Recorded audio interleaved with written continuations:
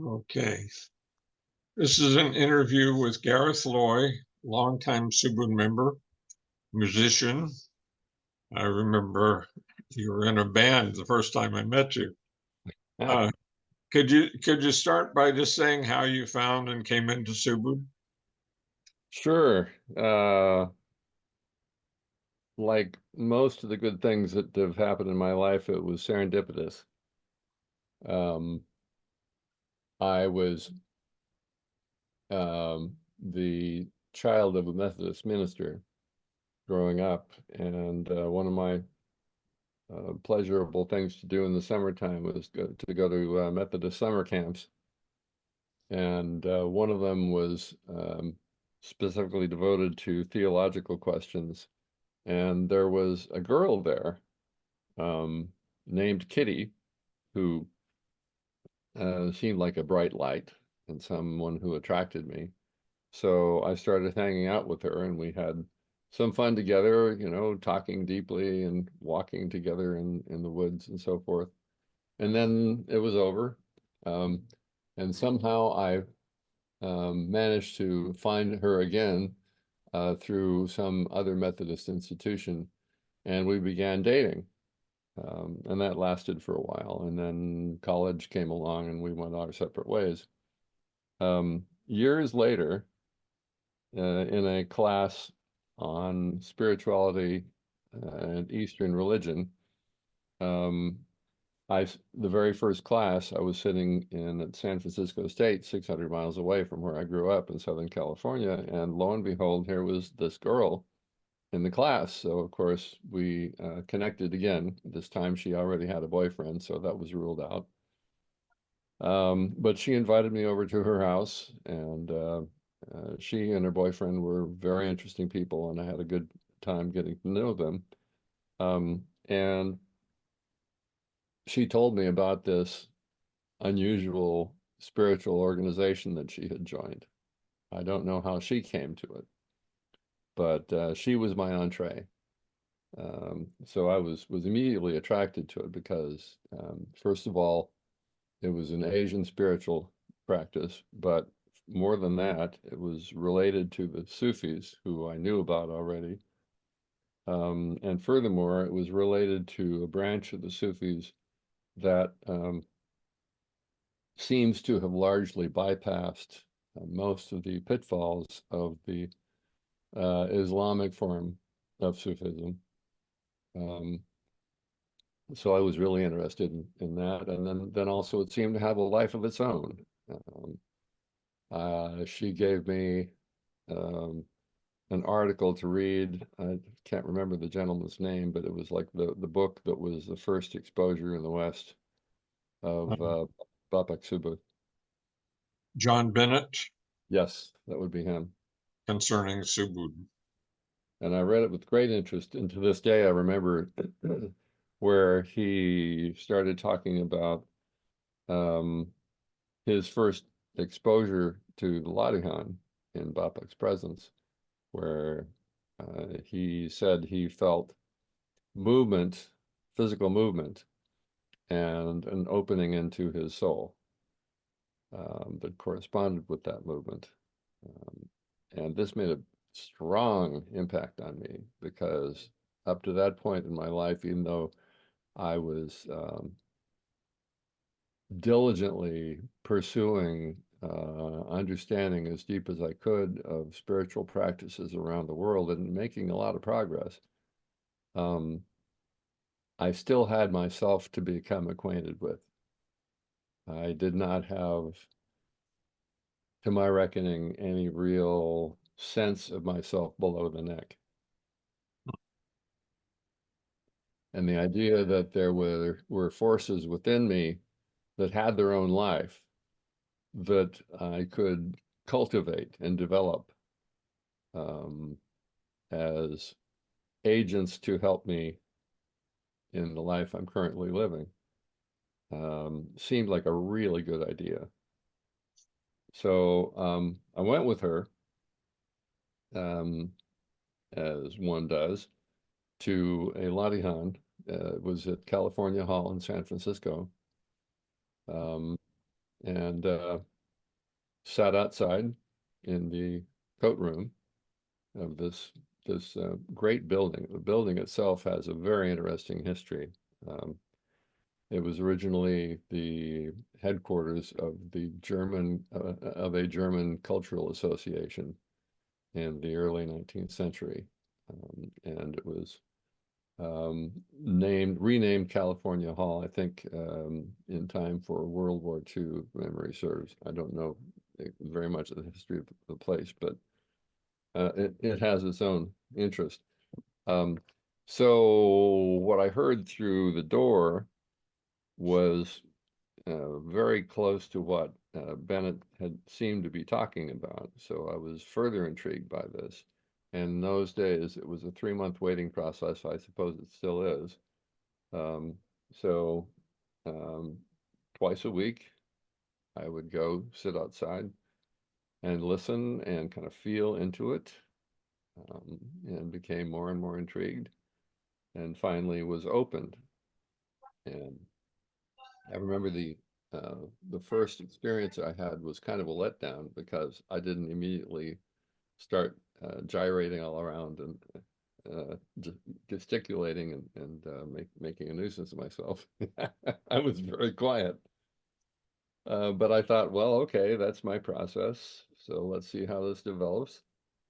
Slowly over the course of time, there were subtle hints of something deeper that was moving within me, and I was simultaneously becoming more attuned to it, and feeling the energy of the room and the people who were doing this process and were with their eyes closed completely into this really uh, fecund self-expression that just felt so rich and I longed so much for. So eventually, I think it took me about 9 months. I matured to the point where I could begin to feel this direct connection to this deeper layer in myself. Um, You know what year that was that you were open? yeah, I was opened in early 1966. Um, so I think I met her, the girl who introduced me to Subud. It would have been in January at the beginning of the class, and I was opened then probably in uh, April or May. Okay. Um, Immediately thereafter, I had already joined the Peace Corps to try to avoid being inducted into the army to fight in Vietnam, and they sent me to India, and I had a very mixed experience with the Peace Corps, but loved India. Um, and I got back and was still facing the draft, and had come back with some serious diseases. I talked to my doctor about it, about the diseases, and he, noticing how old I was, said, "Does your draft board know about these diseases?" I said, "No, I'm sure they don't." He said, "Well, let me write you a letter." He wrote me a letter. I sent it to the draft board. The draft board sent me a 4F 2 weeks later. It was amazing because I was scheduled to be a conscientious objector when I returned. My father had been a conscientious objector in World War II, so I came by it honestly. Um, so I no longer was in college, even though I hadn't finished my degree. And I was now free from the draft. And for the first time in my life, I was in charge of what I did with myself. And I had no idea. But I was in Subud. So I went to Subud with questions. Sometimes I would ask helpers and we would test. If there was something that seemed like it was crisp enough to be expressed as a question, but a lot of it was just, what do I do with this life? And, you know, you can't fit something that big into one testing session. I suppose you could, but anyway. But Subud gave me a very powerful idea in one of my ladihans. And so what I did with this idea was I quit a gardening job that I happened to have to pay the bills, said goodbye to all my friends, moved into a little room in Berkeley, just a bedroom really, and swore to myself that I would not do anything that I was not moved personally to do in that moment, just so I could find out what that was. And it led to some really bizarre experiences. You know, I would go to sleep when I was tired. I would wake up when I was rested. Then I would go downstairs in the kitchen and look for food that I could eat. And if I didn't find any, then I'd go to the supermarket. But on the way, there was an intersection. And the question that dogged my every step during this 9-month period where I was doing this exercise was, what do I do with this? What is this situation trying to teach me? And in that moment, when I was standing at that intersection trying to go to the supermarket, the question arose, do I go across the street this way or that way? I don't know. So I'm going to stand here until I do know. It took 10 minutes. You know, people would walk by me and looking at me like, who's that guy? What's he doing? Is he homeless? Let's move along quickly. And so I discovered that I could actually kind of coerce an answer from the deep and strengthen it in my Subud practice. So I could take these experiences back into the Latihan and say, look, this is what happened this week. Guide me. Tell me what I should do next. Give me instruction. Help me open, help me open, help me open. And over the course of that 9 months, I got a lot better at it. And my Latihan got a lot better too. And then one fateful weekend, my father came up to visit me, and he was concerned that I seemed aimless.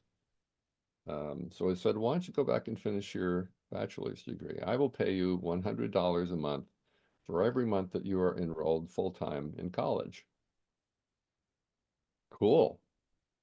Well, $100 didn't go very far, but it got me as far as going back to San Francisco State, where the tuition was $0.00 per unit. And I could sleep in my VW bus. And here, let me show you my shirt. Oh, yeah. So I built a bed in the back of it, and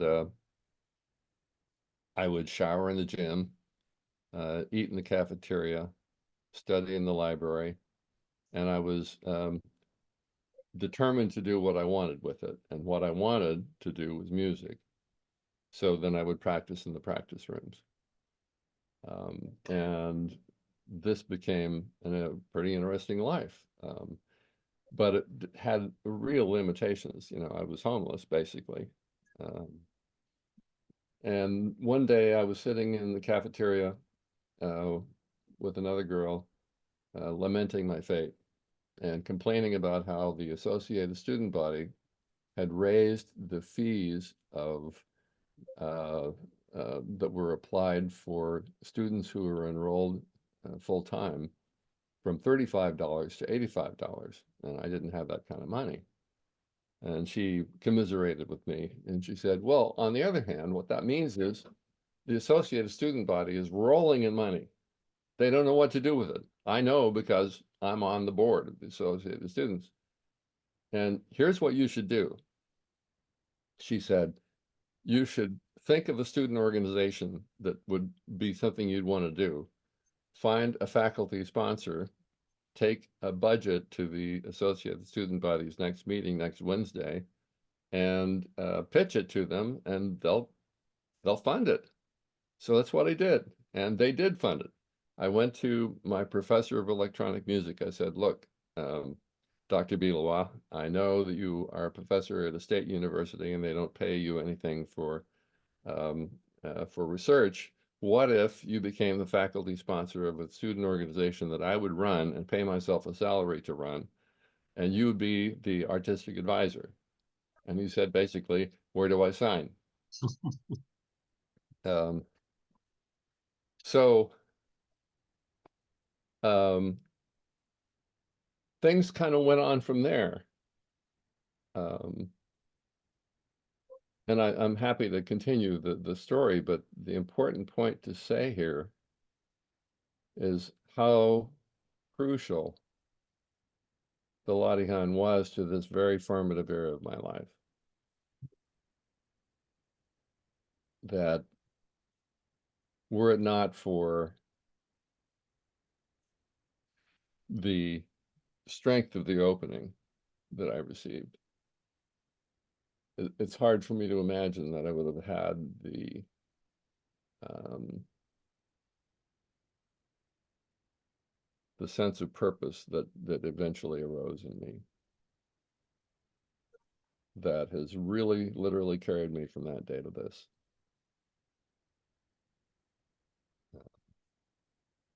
From from that point on, I continued in Subud until I had graduated from Stanford with a doctorate in music. Um, and then I'd started a new family and taken a job at teaching at University of California, San Diego, where I taught for a decade and did research and wrote papers and had a great life. There was no Subud organization in San Diego, apparently. And besides, I was totally consumed with being a young father and so forth. So that pretty much ended my direct work with Subud and my ability to take the Latihan. I substituted the Quakers at that point. I started attending the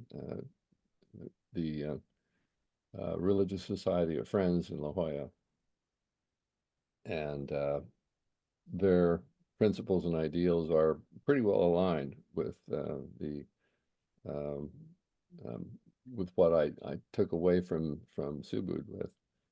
In particular, they have one of their core statements is when asked a theological question, they reply, "Well, what canst thou say?" You know, it was humans who wrote the Bible. You are a human. What do you have to say? And so it's about finding that still small voice that can speak to you and give you comfort and guidance.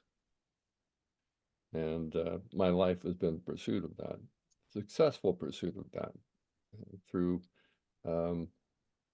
Subud and Quakers and Methodists and my other experiences in Eastern religions and my time in India, for heaven's sakes. I also fell under the a love for the goddess Kali in India. It seemed to me like she was a deity that I could relate to. So I have a statue of Kali on my shrine in the living room. So I'm a bit of a pantheist, I guess you could say. But then at a certain point in my life, gosh, what was it, 3 years ago? Things settled down enough for me to say, okay, where's the nearest Subud meeting? Oh, I know where it is. It's that one out here in Marin. I was at the first Latihan that was given in that building in sometime in '67 or so. When I got back from India, I think I was for a while living in Marin County and attending Ladihan there. So it was like going home, Yeah. and I've been attending ever since. And how's it been for you since you started coming back? Lovely.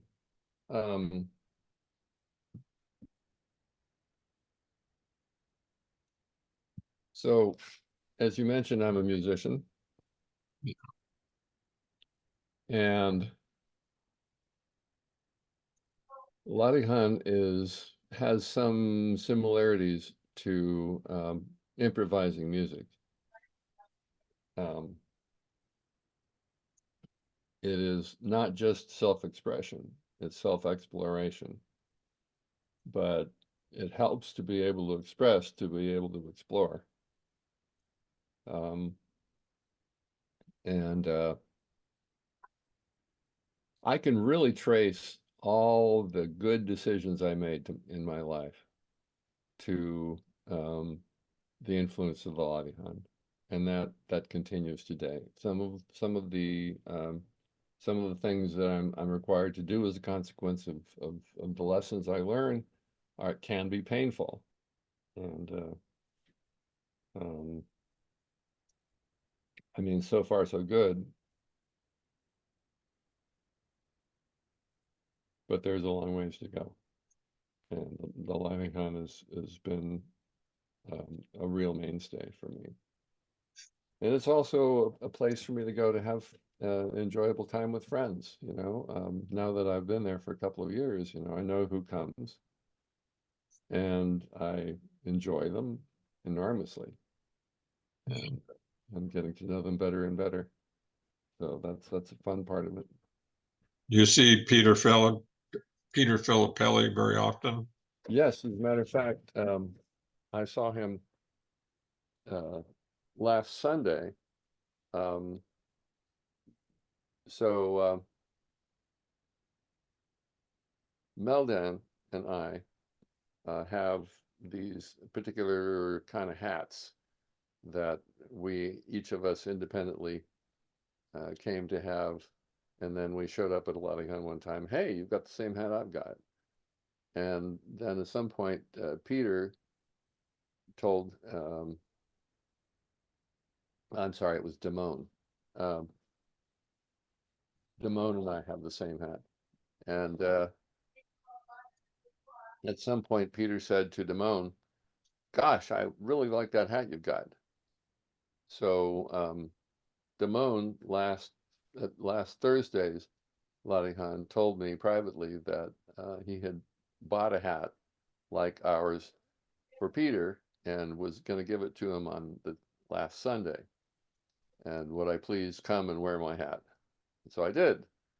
And so there's a photograph that Meldan now has that'll probably end up in the bulletin of the three of us in our hats. That's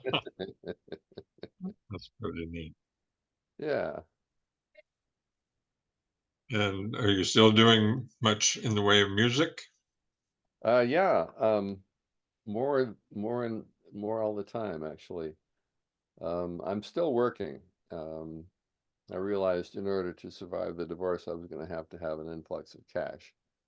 Um, but that notwithstanding, I'm engaged in quite a few musical pursuits. In particular, I just finished singing a concert performance with the Marin Symphony Chorus um, in the beginning of May. Sang two big pieces. The concert was devoted to the chorus, so we were singing most of the night, um, and it was fabulous. Just really wonderful experience. Great musicianship, um, excellent music, Haydn and Mozart, and a good time was had by all. And everybody who came left the auditorium with a big smile on their face. That was nice to see. I also perform as a classical guitar duo with Jonathan Braun, who is an artist and ceramicist and a person who is almost single-handedly responsible for the setting aside of big tracts of land in Marin County for open space. Very dedicated guy and a good musician. And he and I have been playing now almost for 20 years together. And, you know, we have set our sights fairly low. We play for libraries and we play for house concerts. But we find those kinds of venues more agreeable because it's really direct contact with an intimate audience. I've also taken up singing. Um, I sang in my father's church in the church choir. My mother was in the church choir as well, and when I started off, I sang descant, then I sang alto, then I sang soprano, then I sang tenor, then I sang bass as I got bigger. So that gave me a lot of experience with singing the different parts, musical parts. And now what I'm doing is I'm singing art song from Germany, France, Portugal, um, England, the United States, with an accompanist, a piano accompanist at house concerts in Berkeley on a monthly basis. I also, my very first musical instrument was a violin. I played it for, I think, 18 years before I let it go to play guitar. And so I'm pretty much um, almost back to the beginner's level on it, but not quite. I still have some chops. And I'm about to start taking lessons on the violin. And my hope is that this time next year I'll be able to perform in one of the local philharmonics that we have in the Bay Area. Do you remember being in the Blossoms? Ah, that's right. Ah, yes. And in fact, I recently heard that Sherwin recently passed, Yeah. uh, and that was sad because he was one of my very early dear friends in Subud. Um, yes. So he and I and oh, what was the third fellow's name? Morris? Morris. Yeah, that's it. Morris McClellan, I think. Um, kind of spontaneously drew together to perform music just for fun, and we didn't seem to have any competition, so we became the house band of Subud, Yeah. San Francisco, um, and we entertained in some variety of gatherings for a while. And then we decided it was time for us to name ourselves as a band. So what does one do in Subud when you need a name? Well, you write to Bapak. Okay. So we wrote to Bapak, said, Bapak, please, would you be so kind as to give us a name for our group? And Bapak said, well, sure. Um, you are the Blossoms.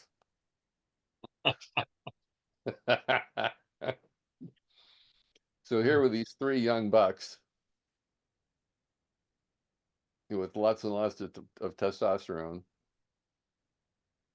under the name of the Blossoms. That pretty much single-handedly killed the group right there. I don't think we lasted a month longer.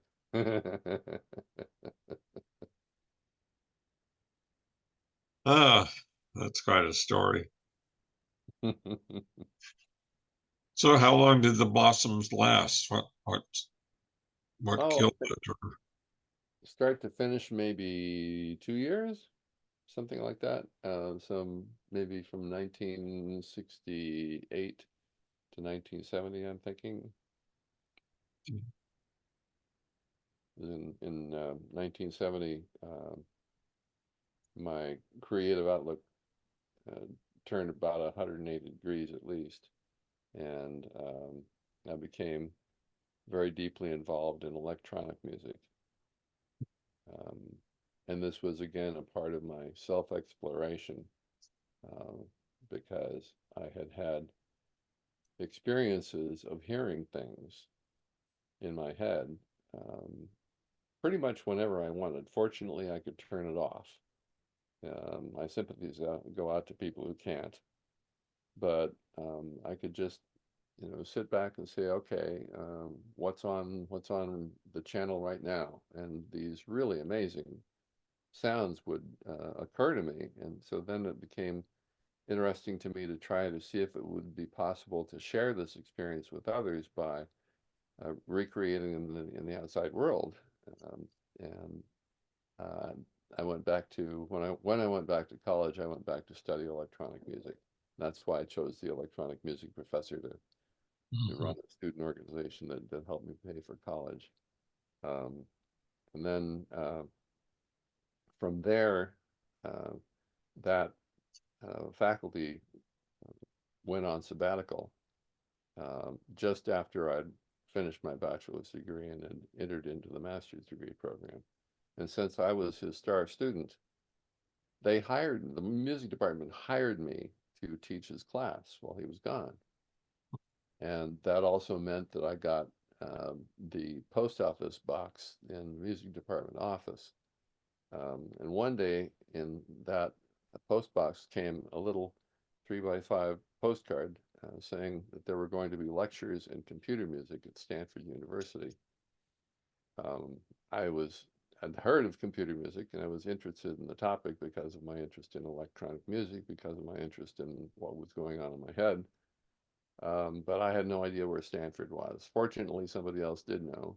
And so um, we went down to one of these lectures, and the address led us to a remote building, not on campus. It was way off campus. It was way out in the hills, for heaven's sakes. This big, giant semicircular building with rooms filled with giant refrigerator boxes with blinking lights on them, the way computers used to be.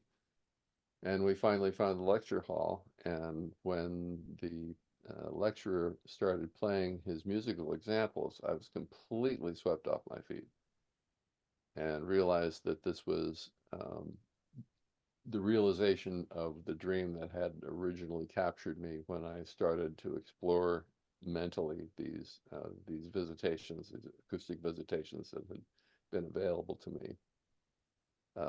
And I was very lucky because I'd been making good grades, and the research project at Stanford had just received some very generous grants, and so I got into a Doctor of Musical Arts program, which I graduated from in 1980.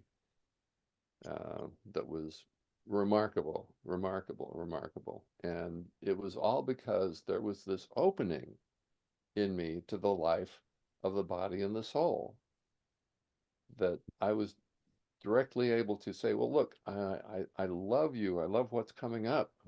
Give me more. Tell me more about myself. Expose deeper layers so that I can be even more in tune with myself.